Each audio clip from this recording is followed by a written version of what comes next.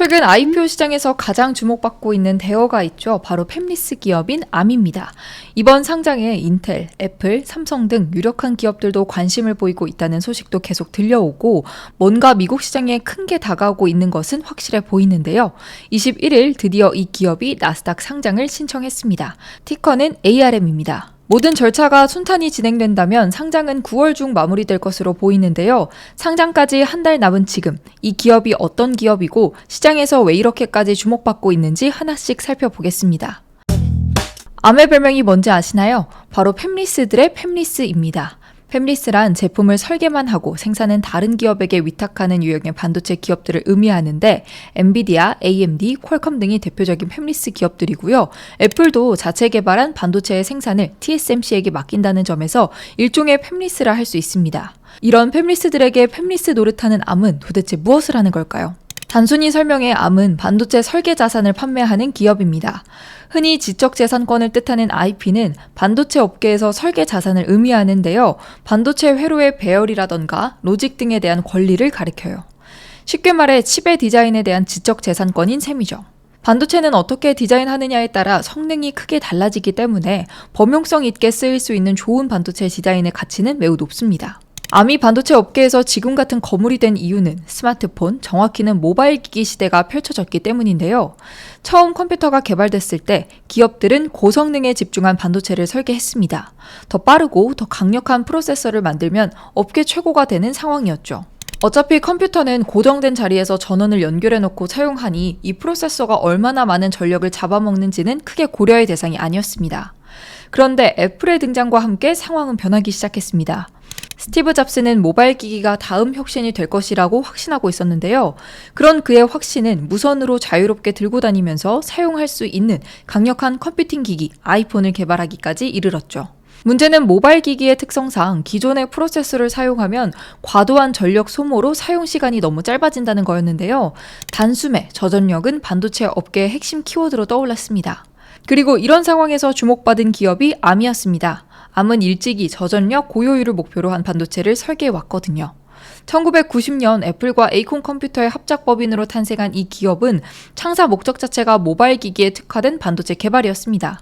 그렇습니다. 여기서도 애플이 등장합니다. Arm은 합작법인 당시 애플 부회장이었던 레리 테슬러의 주도하에 이뤄졌는데요. 그는 애플 뉴턴이라는 세계 최초의 PDA 개발에 앞장섰던 인물입니다. 이 휴대용 컴퓨터에 사용하기 위한 저전력 프로세서가 필요했던 것이죠. 재밌는 것은 애플이 암 합작법인을 추진했을 당시 스티브 잡스는 이미 애플을 떠나고 없었다는 점입니다. 그는 1985년에 애플에서 쫓겨난 뒤 넥스트라는 회사를 설립해 운영하고 있었죠. 스티브 잡스가 애플로 복귀한 것은 1997년인데요. 그의 복귀 후 1년 뒤인 1998년 애플 뉴턴은 저조한 판매량을 이유로 단종됩니다. 애플 뉴턴은 실패작으로 사라졌지만 이 기기에 사용된 암의 아키텍처는 아이폰으로 명맥을 잇게 됐어요. 그리고 아이폰은 우리가 잘 아는 대로 모바일 기기 혁명을 일으켰고요. 결과적으로 현재 우리가 사용하는 스마트폰 중 99%에는 암의 아키텍처를 기반으로 설계된 반도체가 들어가게 됐는데요. 태블릿, 휴대용 게임기 등 다른 모바일 기기도 상당수가 암의 아키텍처 기반의 프로세서를 사용하고요. 컴퓨터 시장이 출범하며 인텔이 반도체 황제가 되었던 것처럼 모바일 시대의 도래와 함께 암은 업계에서 대체 불가능한 존재가 됐습니다.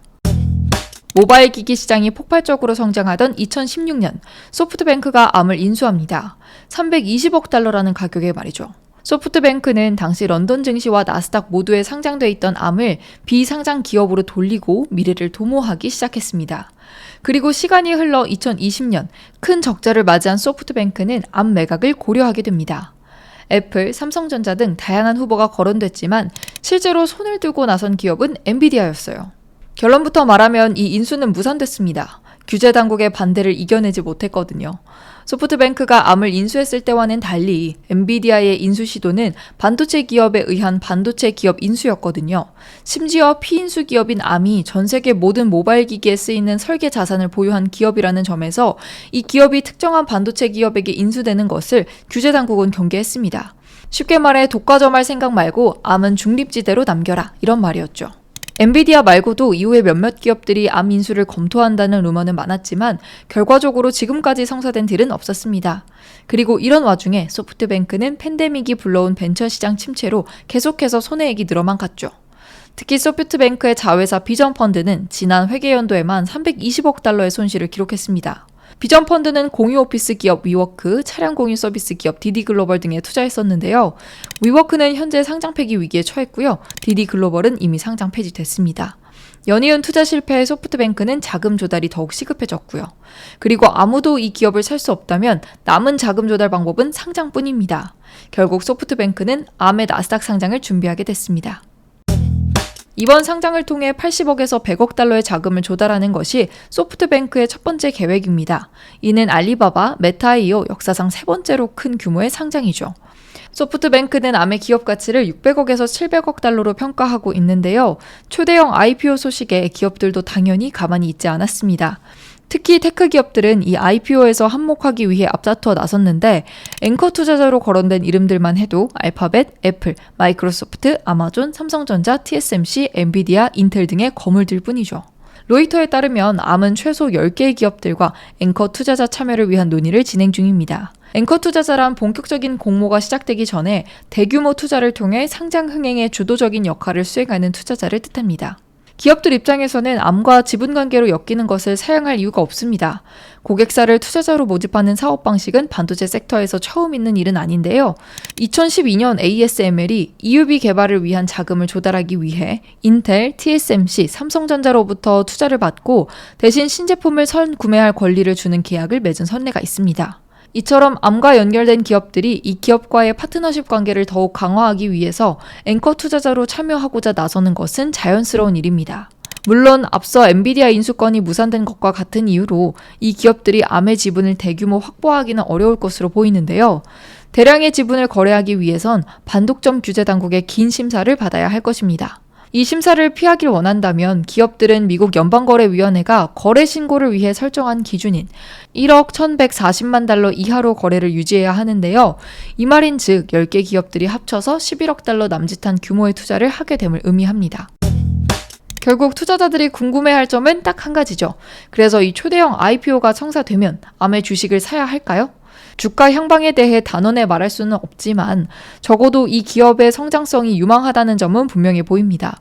전자기기가 첨단화됨에 따라 저전력은 앞으로 더 중요한 키워드가 될 거고 현재로서 암을 대체할 기업은 없어 보이니 말이죠.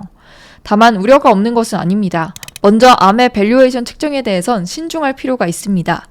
로이터 칼럼니스트 카렌 곽에 따르면 엔비디아, 시놉시스, 케이던스와 같은 비교 기업들의 밸류에이션은 2024년 기대 에비타 대비 29배 수준에 형성돼 있는데요. 같은 기준으로 암의 밸류에이션을 측정하면 약 410억 달러가 계산됩니다.